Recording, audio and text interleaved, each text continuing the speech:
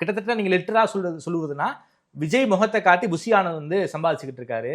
விஜய் ஏன் புஷி ஆனந்த் இந்த அளவுக்கு நம்பணும் சார்? ஏன் வந்து விஜய் புஷி ஆனந்த் விட்டு கொடுக்காம பக்கத்துலயே வச்சிருக்காரு சார்? என்னதான் எங்க 2 பேருக்குள்ள உள்ள உறவு? இல்ல உறவுலாம் ஒண்ணும் கிடையாது சார். அவர் வந்து பொதுச் செயலாளரா பாக்குறாரு, அதை தாண்டி வந்து ஒரு அண்ணனா பாக்குறாரு. ஓகே. ஆனா அதுக்கு வந்து இவர் வந்து நம்பகமான ஆள் இல்லைன்றது திரு விஜய் அவர்கள் வந்து உணரணும். இப்போ உணர்ந்திருக்கிறதா கேள்விப்படுறோம். பொதுச் செயலாளர்லாம் குறைந்தபட்ச தமிழ்நாடு அரசியல் தெரியணும் சார். இவருக்கு என்ன தமிழ்நாடு அரசியல் தெரியும்? நம்ம செய்தியாளர்கள் கேள்வி கேட்டா கழுத்த ஆட்டுறாரு, பதில் கூட சொல்ல மாட்டேங்கிறாரு சார். எதை நம்பி சார் புஷி ஆனந்துக்கு வந்து பொதுச் செயலாளர் பதவியை வந்து விஜய் கொடுத்தாரு? இல்ல சார், இப்போ எல்லாமே பாத்தீங்கன்னா இந்த கட்டமைப்பு பாத்தீங்கன்னா நம்ம வந்து புஷி ஆனந்த் அவர்கள் மட்டும் தான் சொல்றோம். இதுல இருந்து வந்தவங்க எல்லாருமே பாத்தீங்கன்னா பொருளாளரா இருக்கு இல்லைங்களா திரு வெங்கட்ராமன். ஆமா, அவர் பாத்தீங்கன்னா அவர் தனிப்பட்ட செயலாளரா இருந்தார். சினிமாவில் இருக்கும்போது அவருக்கு வந்து பணத்தெல்லாம் வந்து டெபாசிட் பண்றது வாங்குறது பர்சனல் ஆடிட்டரா இருந்தாரு. ஸோ அவரை வந்து பொருளாளராக போட்டிருக்காங்க. அதுவும் தப்பு தான். உங்களுக்கு சினிமாவில் இருந்தாரு, நீங்க சினிமாவில் வச்சிருந்துருக்கணும். உங்களுக்கு வந்து பிஆர்ஓ இருந்தா ஜெகதீஷ் நீங்க இப்ப என்ன போட்டிருக்கீங்க, இணை பொருளாளராக போட்டிருக்கீங்க.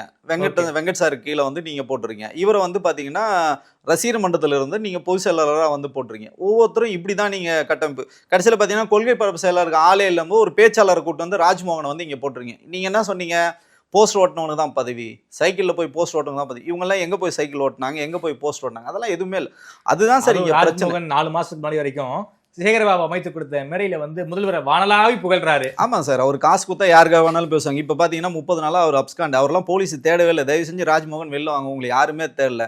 இன்னொரு காலேஜ் பேர் வச்சுட்டு ஒரு தம்பி இருக்காரு, அவர் வந்து பாத்தீங்கன்னா ஃபேஸ்புக்ல தான் போட்டுட்டு இருக்காரு. அந்த கமெண்ட்லாம் நம்மளே படிக்கவே முடியல, அவ்வளவு மோசமான கமெண்ட்டுகள் வருது. எல்லாருக்கும் இன்சூரன்ஸ் பண்ண போறோம், மாசம் 5000 ரூபாய் கொடுக்குறோம் இப்படின்லாம் சொல்லியிருக்காங்களே சார்.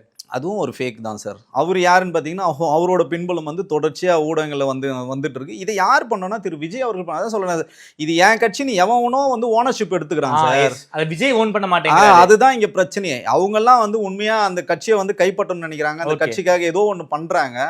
ஆனா திரு விஜய் அவர்களுக்கு அந்த ரெஸ்பான்சிபிலிட்டியோ அந்த கிரெடிபிலிட்டியோ வரவே இல்லை சார். அதை எடுப்பாரா? அந்த பொறுப்பையும் அந்த ரெஸ்பான்சிபிலிட்டியும் விஜய் எடுப்பாரா? எடுக்க வாய்ப்பு இருக்கா? வாய்ப்பே கிடையாது சார். ஏன்னா என்னதான் நீங்க பேசினாலும் அவங்க என்ன நினைக்கிறாங்கன்னா, எங்களுக்கு மக்கள் சக்தி பின்னாடி இருக்குன்னு ஒரு போலியான பிம்பத்தை கட்டமைப்பு. அதுவும் பார்த்தீங்கன்னா திரு ஆதவர்ஜுனா தான் கட்டமைப்பார். அவரே ஃபேக் ஐடிகளை வச்சு எழுதுறாங்க.